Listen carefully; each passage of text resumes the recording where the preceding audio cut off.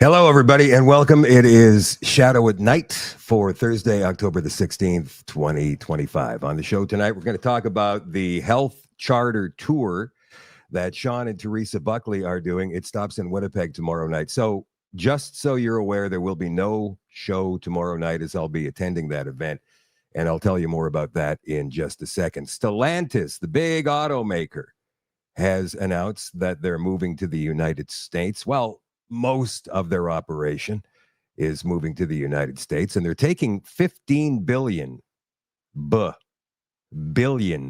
of our dollars with them because the Liberal government will just not learn. So now there's talk of a lawsuit suing Stellantis to get our money back and this, that, and the other. And Stellantis says, no, wait, we're not moving completely. We still have plans for Windsor. So we're going to get to the bottom of that. Mario from the North, or for the North, I forget which it is. Anyway, Mario did a great piece on that. We're going to look at that in just a second.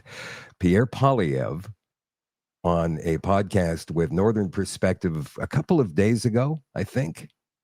Yeah. Said that the RCMP covered up Trudeau scandals, including the Aga Khan and the SNC Lavalin affair. He said it. Thousands and thousands and thousands of people across our country watch that podcast. And so naturally the CBC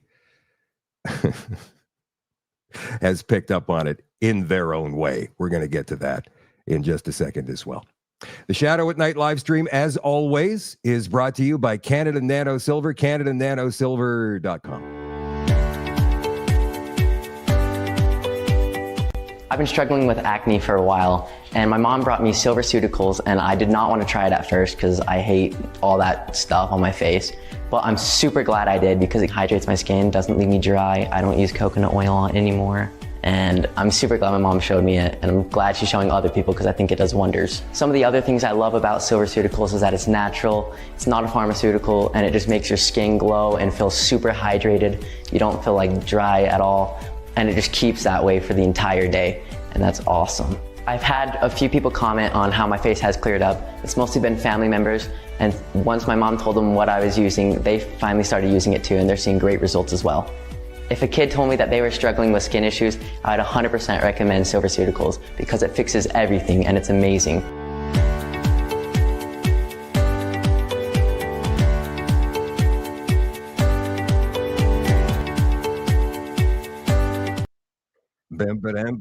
Hey, they'll be at the Regina Health and Wellness Show this coming weekend. If you want free tickets for that event, then you can email info@CanadaNanoSilver.com and ask for a pair, and you'll get a pair. So again, that email is, because I screwed it up, I have to repeat it. The email address is info@CanadaNanoSilver.com. Info@CanadaNanoSilver.com. And of course, the website is CanadaNanoSilver.com. And the phone number is 204-808-9292. Some quick hellos. Oh, before we get to the hellos, since I made the announcement last night that the show is going to be off social media as of the 31st, so Friday, October 31st will be the last social media Shadow at Night live stream. We're going to continue on the website, shadowdavis.com, for all access members. I've received a lot of messages. Mostly they've been supportive, some sympathetic. Shadow, I'm so sorry to hear this, and all of that. I'm sorry for you. Don't be sorry for me. Don't be sorry for me. I mean, this has been a tremendous honor in my life to be able to do this for the past 5 years. So I have no regrets. I don't want to leave this show, but it's just not feasible. It's not sustainable for me to continue on. That's why we did the big subscription drive in the last week, and it came up short. So that showed me right there. Anyway, this one in particular stood out to me, this email, because, and I'm not going to name names here because these are private messages between me and the people who send them. I just wanted you to hear this one in particular because there were a few others like it. Shadow, I'm a senior on a fixed income. up until this past week, I've always admired you. Your dedication to the truth and sanity stood out head and shoulders above most. But unfortunately,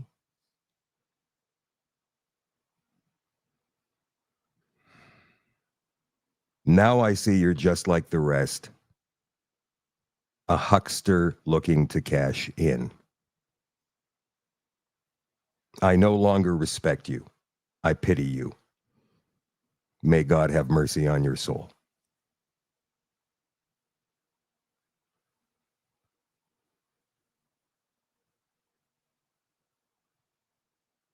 I thought that was a joke from somebody that I knew when I first received it.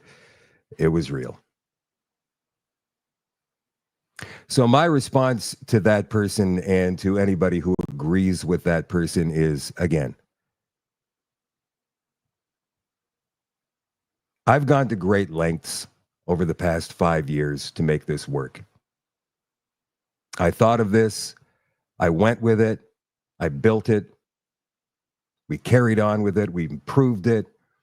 We started getting some great guests on the show. We covered as much as we could cover, attended events all across the country. At little or no charge to you. There have been very, very few times where I've had to say, all right, guys, it's time. We've got to keep this show going. We've got to keep the lights on. So I came up with the subscription model because we can't get advertising. Shadow, I love what you're doing. I love it, man, but I could never advertise on your show, except for Canada Nano Silver, who have always been so loyal. And of course, Jeff Stone earlier on with tacit investigations and security. But most, I can't do it. Can't do it. No, too controversial, man. People would leave me. To advertise on your show, I would lose money, is what they say. This is not like the United States, where the right, where the common sense movement has billions and billions of dollars behind it. This is Canada. This is different. We don't have that here. And what we do have in that area goes to the mouthpieces of the Conservative Party of Canada, I would say. So people like me, who are unfettered and unshackled from the restraints of party politics, can't really make ends meet. And so without the support of the viewers, I have no choice but to end this. I have another opportunity. I need to pursue this because I can no longer exist on a subsistence level. Can't do it. As for may God have mercy on my soul and pitying me, well, I'm sorry you feel that way, but I'll sleep okay at night. I've put my heart and soul in this for 5 years now, and I don't have any regrets. I'm proud of the work I've done here. So let's carry on. Sean Buckley, speaking of, now this is a guy who should be proud of the work he's done. He headed up, as you may recall, the National Citizens Inquiry, or was one of the people who headed it up. And he's doing the health charter tour from Alberta all the way out to Ottawa. He's got a petition that's been signed something like 153,000 times now. It's amazing. And he's going to be in Winnipeg tomorrow night. So that's why there's no show tomorrow night. I will be recording some of the event tomorrow night for view on the website, shadowdavis.com. If you're in the Winnipeg area, you might want to check out the Health Charter Tour. He's going to be stopping at the Park West Inn, 525 Dale Boulevard, out in Charleswood in Winnipeg. And again, that is tomorrow night. The doors are at 5:30. The event starts at 6:30. And yeah, you can sign the petition there in person and meet Sean and Teresa Buckley themselves tomorrow night. In case you don't know what he's all about, Sean is a constitutional lawyer, and he, for the past 25 or 30 years, has been working almost exclusively trying to keep health foods, like actual healthy foods, on the shelves of Canadian stores. Here's more on that. Health freedom is the solution to protect your access to natural health products permanently, and we need your support to make it happen. But before we can properly explain the solution, we need to help you understand the problem. Imagine a future where your access to natural health products such as vitamins, minerals, herbs, and homeopathic remedies is severely restricted. Health Canada's self-care framework has imposed stringent pharmaceutical-style regulations on the natural health industry. As a result, products and businesses are gradually vanishing, forcing Canadians to depend even more on pharmaceutical drugs and stripping away our freedom of choice in how we manage our health. But this doesn't have to be our future.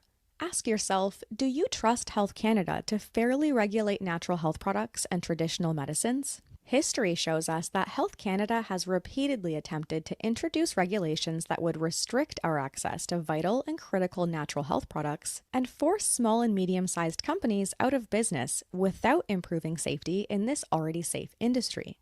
Each instance of successfully challenging Health Canada's initiatives has shown us that it's only a matter of time before similar laws are proposed again.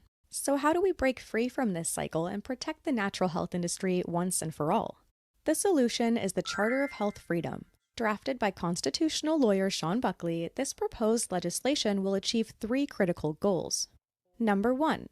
Create a separate legal category for natural health products and traditional medicines, removing them from the restrictive Food and Drugs Act. So what's happening is the Charter of Health Freedom is taking the regulation of all of these treatment modalities and moving it from the Food and Drug Act and Health Canada and moving it to being regulated under the Charter of Health Freedom. Number 2, form a Ministry of Wellness to exclusively manage natural health products, moving this responsibility away from the Ministry of Health and Health Canada, which will continue to oversee conventional medicine. The role of the Ministry of Wellness will be to both protect and promote access to natural health products in Canada. Because under this act, natural health products, traditional practices, low-risk healing modalities are all going to be regulated not by Health Canada, but by a new Ministry of Wellness. Because Health Canada is regulating novel chemicals that have never been in our food supply, and there's a tremendous risk.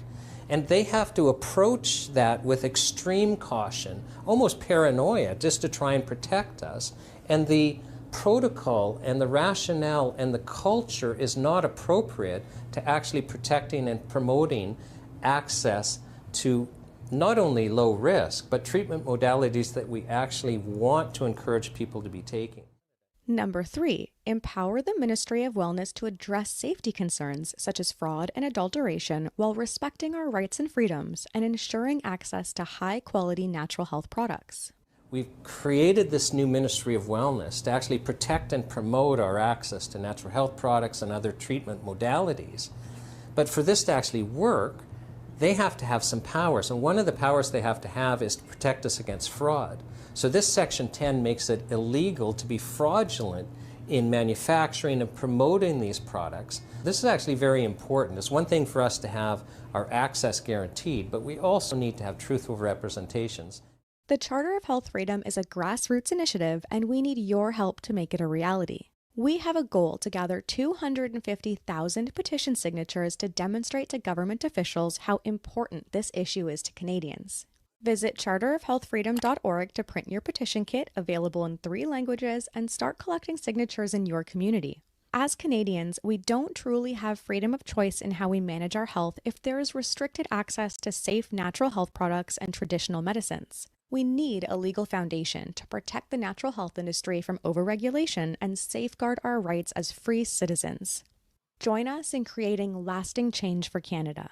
Visit charterofhealthfreedom.org and participate in the solution. All right. Or if you're in the Winnipeg area, you can pop into the Park West Inn tomorrow night. The doors are at 5:30 and the event starts at 6:30. It's a little bit of a long one. It goes right through till 10 o'clock. I'm not sure it's going to be all sitting time, I think there's going to be some vendors there, some health vendors there as well. So you'll have the freedom to be able to walk around and check out some products for yourself. Park West Inn, 525 Dale Boulevard in Winnipeg. Again, that's tomorrow night. The doors at 5:30. The event starts at 6:30 and runs until 10 o'clock. The Health Charter Tour with Sean and Teresa Buckley. All right. There's been a lot of rumors flying around about Universal Ostrich Farm. What's going on out there? Well, Jim Kerr is on the ground, and he will allay some of your fears, hopefully. Yes, Katie is off the property. No, Karen and Dave are not off the property. Yes, the police wanted all three of them to go off the property to sign their evidence that was being submitted for the investigation that is now opened regarding the birds that are missing. So, yes, Katie is there.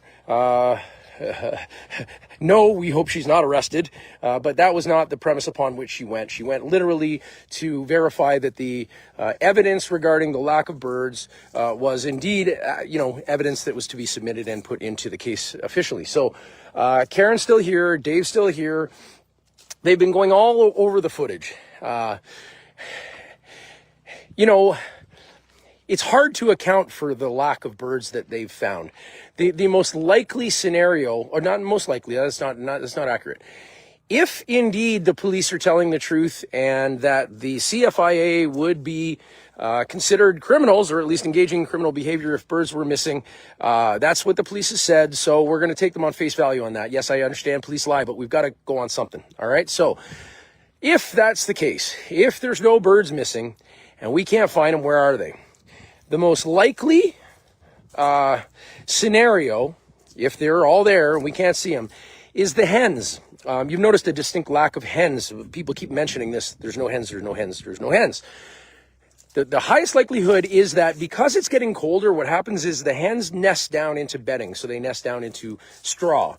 And if you see the coloring of the hens, they're the very light colored ones. They match into that straw like nobody's business. I mean, you literally can't even see them. So for the footage that we've got, which is mountaintop shots coming down, as well as some drone footage, they've been trying to account for anything that might be missing. They've literally gone in with maximum telephoto and then magnifying glass, freeze framing everything, okay, to try to figure out how many birds are there. There's still there's a discrepancy. So if the birds are alive, maybe they're nesting.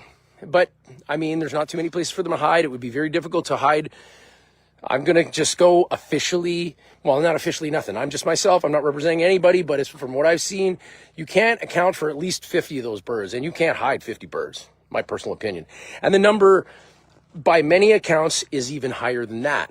Okay, so if the police are lying or misinformed, which is kind of the same thing, if you willfully listen to things without actually evaluating them, I would suggest that you're culpable in that lie. But whatever, that's my own opinion. If indeed there are birds missing, where are they? Chances are they're probably not being buried on site. That would probably be a bad idea because then they'd be found and that wouldn't be cool. And it would show that they broke the law and so on and so forth. So probably not buried on site. The blue bins. Oh boy, the blue bins. So here's the thing. There are blue bins on site that we can see. There are blue bins on site that we can't see. And there are also blue bins off site at the other place I've been reporting from, the command center just up the road. We check in on there every day to find out how many bins there are. And there are people here watching how many bins there are.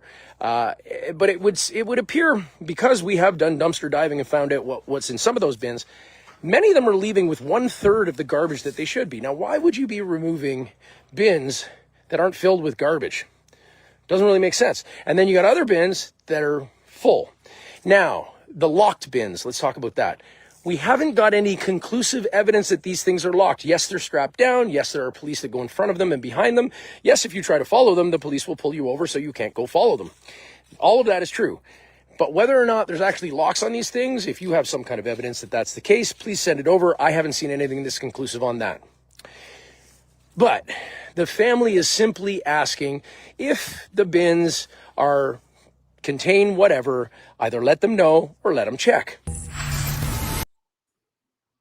Perfectly rational request. Hey, look, Seems like there's some ostriches missing. Can you do us a favor and maybe do a count? Yeah, man. Sounds good to me. But instead of that, no. Why?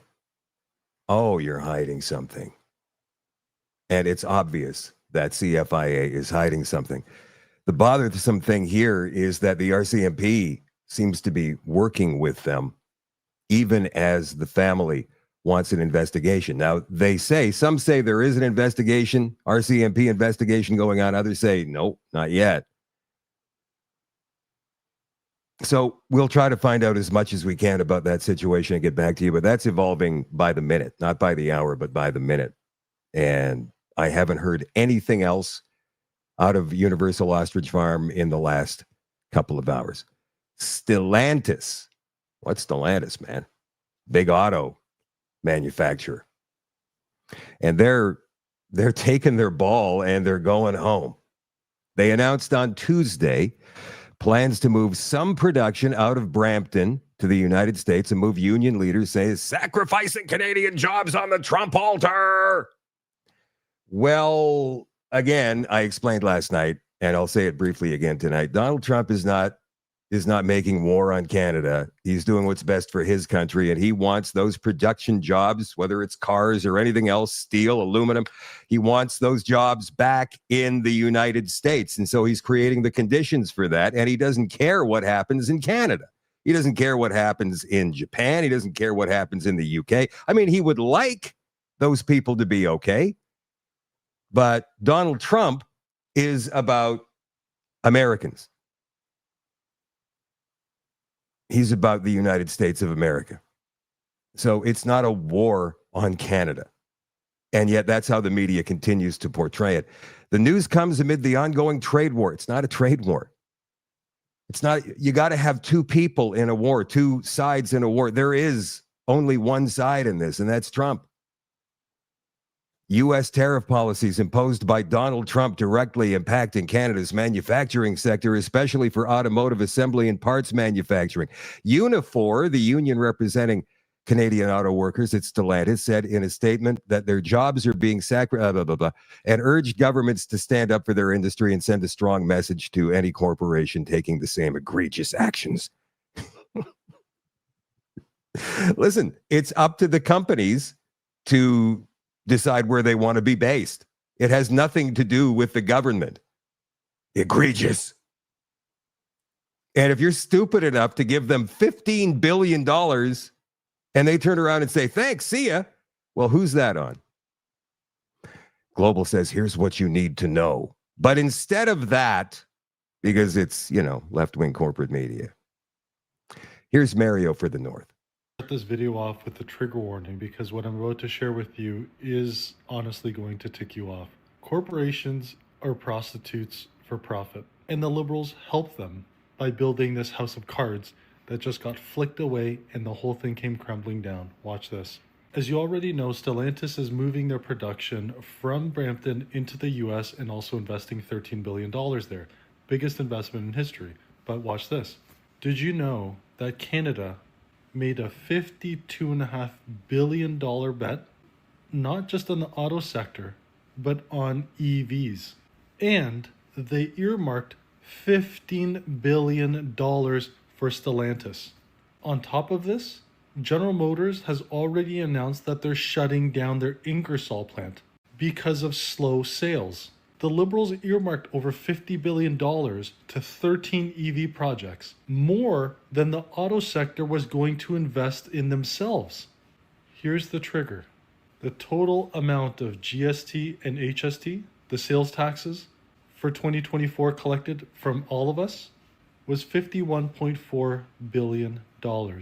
In other words, the government was ready to give these corporations, prostitutes for profit, more money than we've collected through the GST and HST program, our taxes that we all pay. In other words, your money was going to these corporations to build an industry that is doomed for failure. This is casino risk levels of gambling. And this is what the Liberals have done consistently. We need to put an end to corporate welfare. We can't spend our way into success. And literally earlier on today, I was talking to Mark Petroni on Juno News, and I told him, which will air probably at some point today, that if it were me, I would sue the hell out of these companies for taking a dime, and if they breached any sort of clause or contract that we had, I would get that money back and then some. We are not a charity for corporations. We are not a charity for the world. When I say the Liberals have been spending our money recklessly, this is a perfect example where I could break it down to you in the most simplest terms.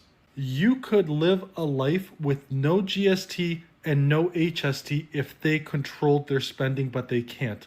With the budget coming out in a couple of weeks, we are going to witness generational debt, not just for you, but for your kids and your grandkids. We can literally have quadruple the amount of healthcare we have now. We can have low taxes. We can have one of the strongest economies in the world, but we are spiraling. When the time comes to vote, remember this.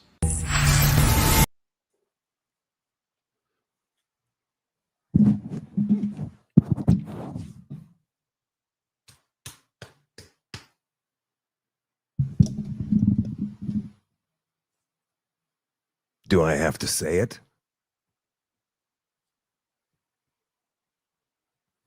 Pierre Poilievre. He was on a podcast with the couple from Northern Perspective, and he blasted, according to the CBC, he blasted despicable RCMP leadership, accusing Mounties of covering up for Trudeau. In the story, they go on to mention that Poilievre was on a podcast. They don't call it by name because, heaven forbid, they give their competition any press at all. And don't think that the CBC doesn't think that people like me and Northern Exposure and Jasmine Lane and all of the others, Moose on the Loose, Wayne Peters, What's Up Canada, don't think of us as competition. They do. This is one of the reasons that the Liberals want us gone. That and being able to control the narrative, of course. Here's what Poilievre said about the RCMP covering for Justin Trudeau, and not one but two scandals. So the Trudeau era should have been involved jail time. I mean, Trudeau broke the criminal code when he took a free vacation from someone with whom he had government business. It's just like it's right there in the criminal code. If the RCMP had been doing its job and not covering up for him, then he would have been criminally charged. And again, he probably violated the criminal code in the SNC Lavalin scandal. These would normally have led to criminal charges, but of course the RCMP covered it all up, and the leadership of the RCMP is just frankly just despicable when it comes to enforcing laws against the Liberal government. But yeah, I would fire them, and in cases like that, I would report them to the police. Whoa! Did he just say that? Really? That's not bad. I got to say, there's a lot of people that say Pierre Poilievre is a globalist, and I don't believe he is personally a globalist. I believe he works for a globalist corporation. Sadly, it's controlled by globalists. You know, you guys remember when we had Jeff Rath on from the Alberta Prosperity Project a couple of weeks ago? He was talking about this meeting that they had with people like Preston Manning and all these Alberta billionaires who are the Alberta cabal, right? These are the oil billionaires who pretty much control politics in Alberta. Don't think they haven't got a hand in federal politics as well. And don't think that Stephen Harper isn't in on it with these guys. There is a Canadian blob, a Canadian cabal, conservative cabal, and they control the Conservative Party of Canada, not Pierre Poilievre. Because without those guys, the Conservative Party loses all of their funding and they never win another election. That's just the sad truth of it. Is there a solution for this? Yes, of course there is. Am I going to give it to you right now? No. We've talked about it before, though. Anyway, let's move on with this particular story. Poilievre calling out the RCMP, covering up for Justin Trudeau and the Liberal Party. So Mark Carney was holding a press conference today with all kinds of RCMP officers, including the commissioner, Mike Duhem, And here's what the commissioner said in regards to Poilievre's comments. It's actually a question for Commissioner Duham, if that's okay. Okay, he's very capable, yes. Would you like me to step aside? Yeah, there you go. Sorry, sir. I'll just... This is a question on behalf of my colleagues in our Parliament Hill Bureau. Commissioner, in a recent interview, the Leader of the Opposition called the leadership of the RCMP despicable when it comes to enforcing laws against the Liberal government and accused your officers of covering up for former Prime Minister Justin Trudeau in the SNC Lavalin affair. What's your response to Pierre Poilievre's comments?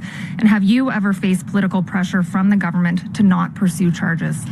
So I think we've talked about SNC Lavalin quite a lot under the previous government, and I think it was clear that there's no interference. I don't take any orders from any political individual. And as far as his comment with regards to senior management, I would invite Monsieur Poilievre to meet with us and to meet with the people who run this great organization, 32,000 strong. So. Of course, the RCMP is not corrupt. What are they doing at Universal Ostrich Farm right now except covering up the dirty deeds of the Canadian Food Inspection Agency? That's what they're doing. Corrupt. Corrupt. Did they forget about Jody Wilson-Raybould? No, we didn't do any of that. Or, I mean, we did, but we didn't. Jody Wilson-Raybould recorded herself speaking with then, is he a commissioner? President? The head of the Privy Council of Canada, Michael Wernick, a few years ago. And here is part of that conversation, the key part. I'm surprised that you and I are having this conversation, but I'm just saying that I really feel uncomfortable and about the appropriateness of this conversation. Okay, I understand that, but I think his view is he's not asking you to do anything appropriate or to interfere. He's asking you to use all of the tools that you lawfully have at your disposal. I know I have a tool under the Prosecution Act that I can use. I do not believe it is appropriate to use it in this case. Okay, all right. I mean, then that's clear.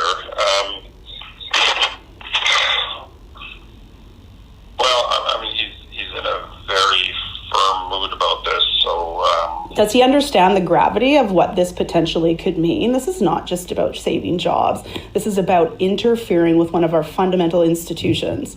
This is like breaching a constitutional principle of prosecutorial independence. So we can... I don't think he sees it as that. Well, then nobody's explaining that to him, Michael. Like this is we can stand up in the House of Commons and on Norman, on totally appropriately on Norman, on extradition, and we can talk about the rule of law. That the cases aren't dissimilar. The principle or the integrity of how we act and respond to the tools that we have available and what we should and shouldn't do. I don't know. Okay. No, I respect where you're coming from. I just think... You know what? I hope that you do, because I don't think anybody respects this. I mean, the conversation that Jerry and Katie had with my chief of staff, and I have it, like she wrote down what they said, like saying that they don't want to have anything or hear any more about the legalities, but want to talk about jobs. Entirely inappropriate. Jerry and Katie, she's referring to Gerald Butts and Katie Telford. Gerald Butts, Trudeau's principal secretary and best friend since university days, who, by the way, resigned himself after taking the heat for the SNC Lavalin scandal. Now, as far as the RCMP doing an investigation, whether during or post-scandal, oh, and by the way, Trudeau did get his wish on this one. He just got the next attorney general to do the dirty work that Jody Wilson-Raybould wouldn't do. And this is on Wikipedia, for goodness sakes. Not difficult to find at all. RCMP inquiry. Notice the word inquiry, not investigation.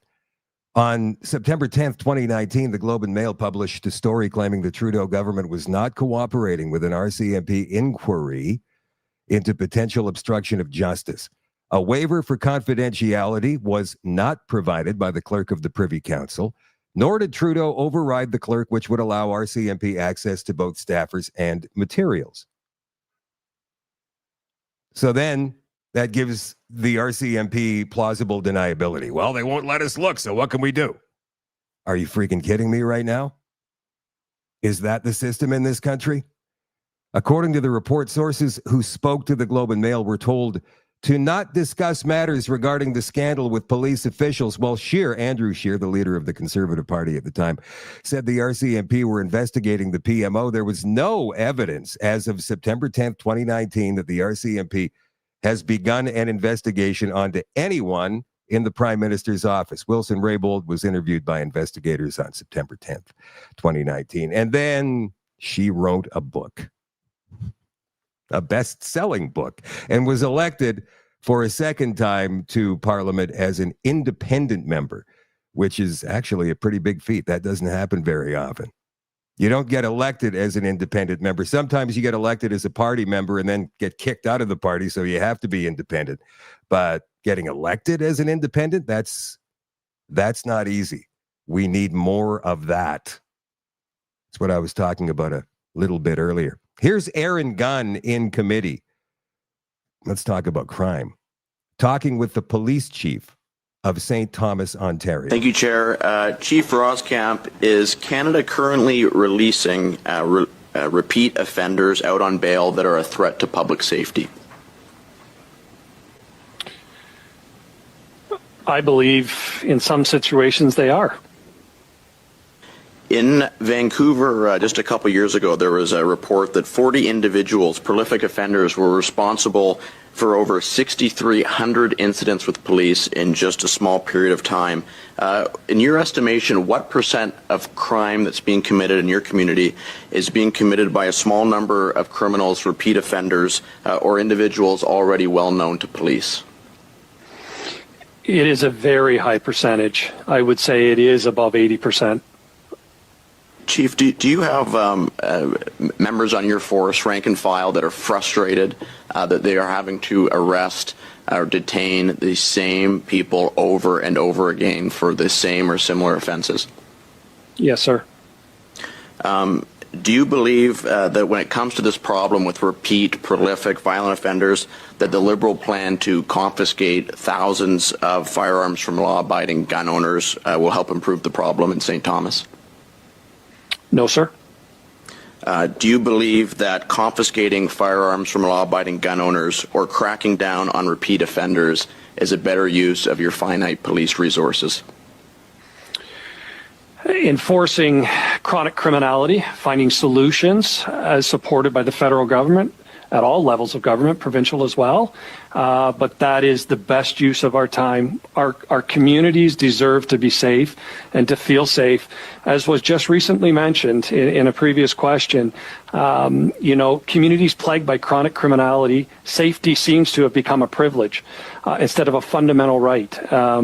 And as such, we're failing our communities, and our communities deserve better.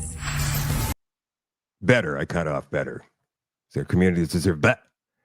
Yeah, of course their communities deserve better. I told you guys a few days ago about this from the Winnipeg Police, released over a week ago. The Manitoba Integrated High Risk Sex Offender Unit is a joint forces unit of Winnipeg Police Service and the RCMP. And today, last week, they provide information regarding William Lee Perswain, 41 years of age, a convicted sexual offender considered high risk to reoffend in a sexual manner against both youth and adult females. On October 8th, Perswain was transferred to Winnipeg for his statutory release after serving a portion of his custodial sentence for a conviction of sexual interference. Although Perswain has completed some sex offender programming while in custody, he remains a high risk to reoffend in a sexual manner against youth and adult females. This information is provided to enable members of the public to cower in fear every time they turn a corner, but also to take suitable measures to protect themselves. Now, what does that mean? Because police don't want us to do that, apparently, not even in our own homes. Does that mean getting pepper sprayed? Does that mean what? Carrying weapon of some kind? Take suitable measures to protect yourself. By the way, they say any form of vigilante activity or other unreasonable conduct directed at Mr. Persuin will not be tolerated. That's kind of crazy. But that's the world we live in. Sorry, no. That's the country we live in. And here is the network that reflects the country we live in back to us. The CBC. Taxpayer funded. Canada proud. Their 5-year plan includes race-based hiring targets and diversity quotas. Remember I told you last night they plan to reach out more to rural communities and to Western Canadians to try and somehow connect with us? And they released that information 12 hours after that ridiculous This Hour Has 22 Minutes so-called comedy sketch regarding Universal Ostrich Farm. In a move sparking questions about its mandate and use of taxpayer dollars, CBC has announced a new diversity quota in its 5-year corporate plan. You know, I will say this. I remember when the CBC was good. I do. Back in the 70s, they had a down-home feel, kind of a rural feel about them. They had lame Canadian programming. Sunday nights, it was Wayne and Schuster. Remember that? Yeah. Knowlton Nash on the news. This was before any of this nonsense happened. And I think it started sometime in the 80s and then continued to get worse and worse and worse and worse up until the point we're at now. I mean, look at Don Cherry on the CBC being interviewed back in 1990. I'm tired of Canada kowtowing to the rest of the world. I heard a politician say, we have to be careful because the rest of the world loves us. No wonder they love us. We're weak. We're spineless wimps. And foreign aid, if you want to get into that, here we got people dying. Here we got people dying for want of beds, and we're giving money to the foreigners. No way. It'd be Canada first and Canada only. That's what I am. A nationalist. I'm going to start a new power, the nationalist. Whether I'm dangerous, I just say what I think. And it's the way I think. You could say it's bigotry if you want. I don't think it is. I'm pro-Canadian. More so than I'm anti-Soviet or anti-Swede. I wish more Canadians were like me.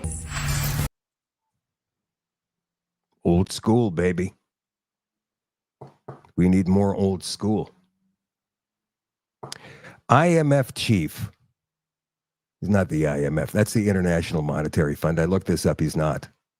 He's the head of something he started a couple of years ago. He's the former PBO, though. That's the Parliamentary Budget Officer. His name is Kevin Page. He says Ottawa has leeway to run steeper deficits than they're running right now. Anywhere between $60 and $100 billion. We don't know yet because the budget is coming out in 2 weeks' time. And we understand as well that certain areas, you know, where people vote in apartment blocks and community centers and even malls are getting phone calls now from Elections Canada asking if they'll have space sometime this fall. I think that's only preparatory, just in case the government falls on this budget vote, because it will be, every budget vote's a confidence vote. And if the NDP decides, no, we're not voting for this, we can't vote for this, then the government will fall. Because the Bloc has already said they're not voting for it. The Conservatives won't vote for it, which gives them the majority.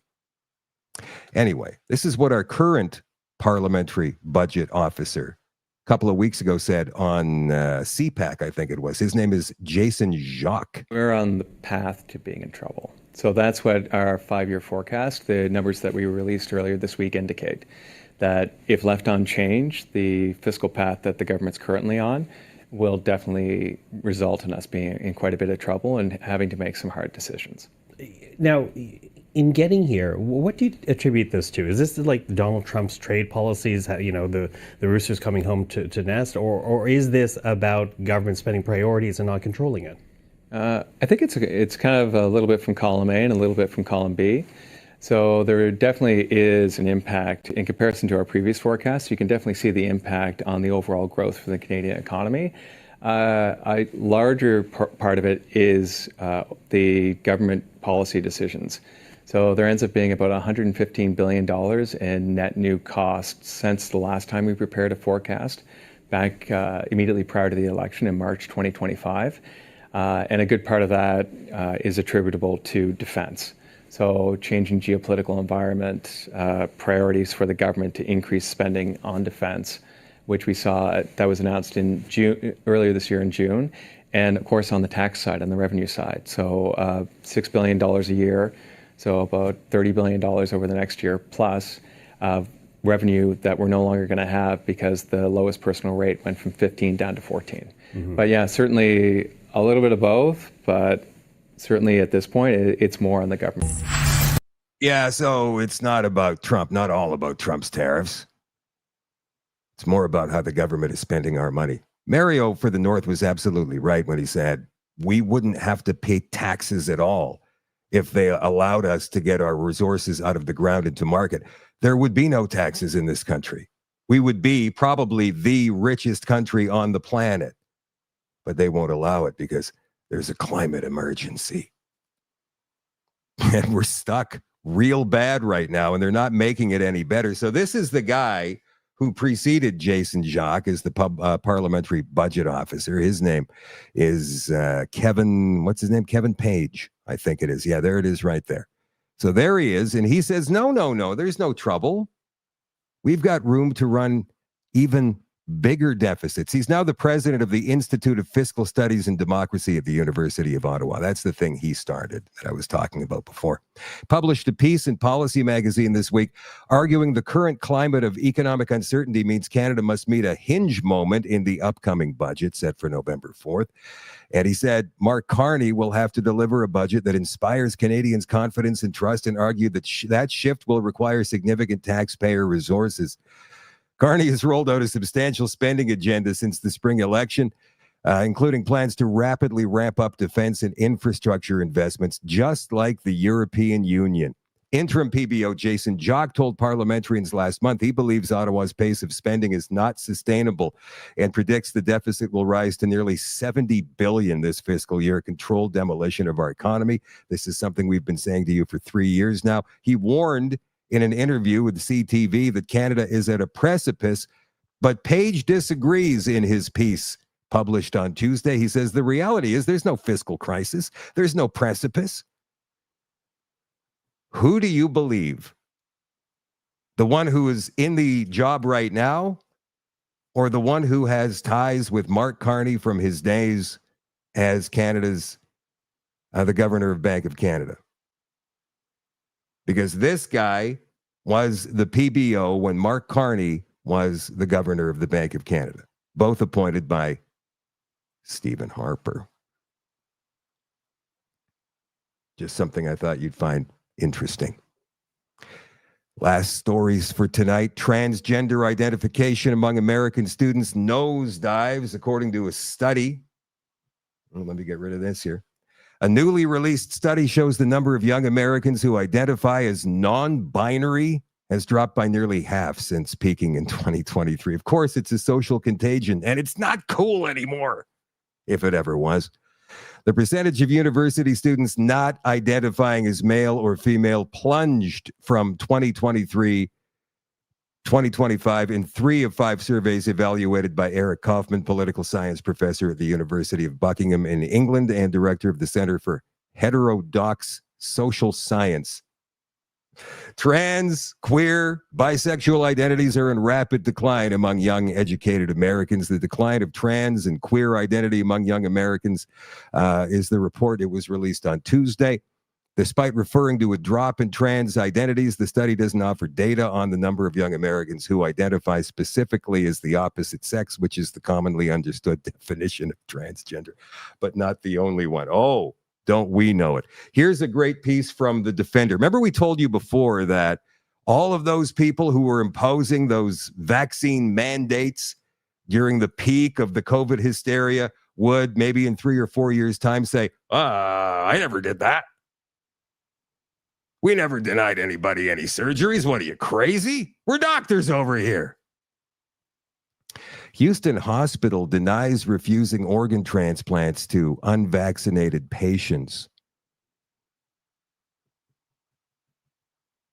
So this Houston hospital told the defender it does not have a policy requiring transplant patients to be vaccinated against COVID-19 or any other disease, and does not deny care based on vaccination status. We abide by all state laws as one of the largest transplant programs in the country. The safety of our patients always comes first. From Houston Methodist Hospital in a statement. The allegations stem from Texas Attorney General Ken Paxton, who stated in a letter that his office may investigate Houston Methodist Hospital for allegedly denying organ transplants to patients who refused the C-19 vaccine, according to a letter his office sent to the hospital. Of course, we saw that happen tragically in Canada more than once. The letter to Houston Methodist Hospital's president and CEO, Mark L. Boom, cited a July 24th ex-post by Texas doctor Mary Talley Bowden. The post included a screenshot of the hospital's transplant policy showing that patients seeking a kidney transplant must receive the COVID-19 shot. There it is right there. Monday, Bowden posted Paxton's press release on X, claiming she had written and oral proof, a recorded conversation, that the hospital required transplant patients to get the shots. To my knowledge, Bowden said, their policy has not changed. Bowden previously worked at Houston Methodist. The hospital suspended her privileges after she prescribed ivermectin to prevent and treat COVID-19. The hospital also accused her of spreading misinformation. Bowden sued Houston Methodist after hospital officials refused to provide public information about the institution's finances during the pandemic. Yeah, I remember that story now. In their press release issued Monday, Paxton said Texans looking to receive medical care should never be turned away due to arbitrary COVID-19 vaccine mandates imposed by woke medical providers. He added, vaccine mandates as a precondition for certain life-saving treatments may not only violate new state laws that became effective September 1st, but they also violate human dignity and run contrary to foundational principles of medical ethics.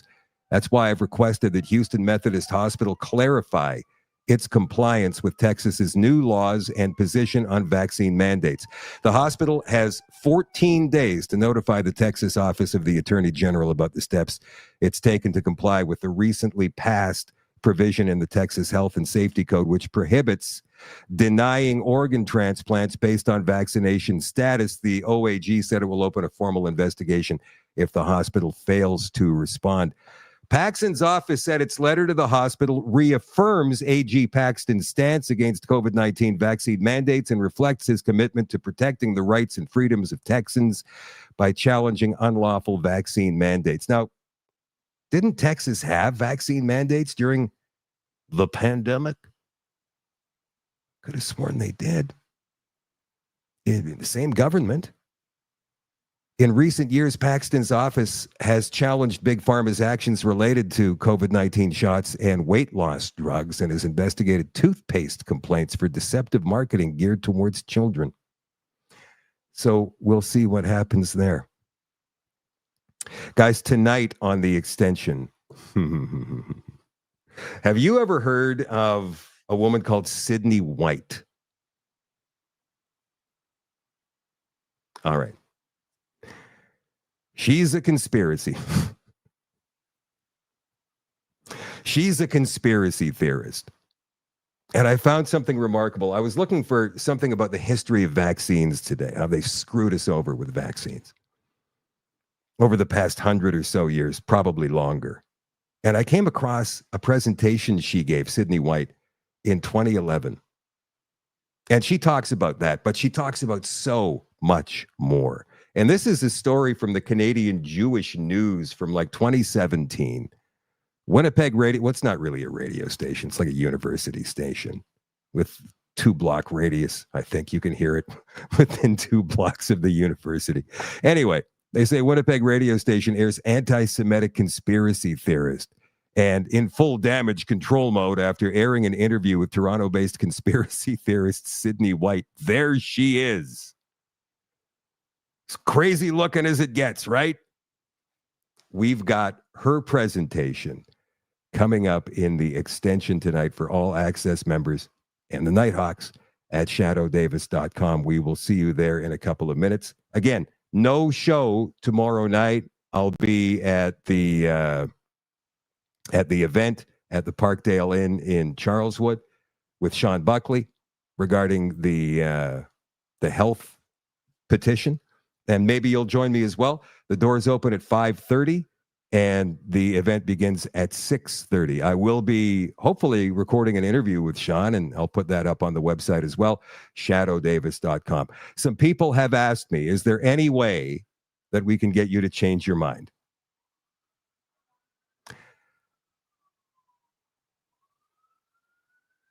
I thought of one thing, but this would be up to you guys.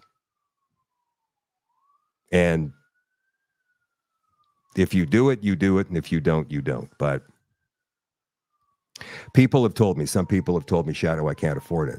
I say, okay, I get that. I understand that. There's going to be some people who just can't afford it. But there's other people who can afford like 1,000 subscriptions and then some. And so I say to those people, if you can find somebody in comments who would love a subscription but can't afford it, then buy one for that person. And if we can get that to happen 50 times or 40 times, because what number were we at yesterday when I called it? 160. 160. So if we can get that to happen 40 times, then yeah, sure, I'll keep it on. So that's on you guys. I mean, if you buy a subscription for somebody who can't afford it and the number totals 40 in the next few days, then yeah, sure, I'll keep it on social. But if we don't get there, we don't get there. All right. The extension's coming up in a couple of minutes. I love you all and I appreciate you all. And I'll catch you on Monday night at 8 o'clock Central for the last couple of weeks. I'll talk to you later. Bye for now.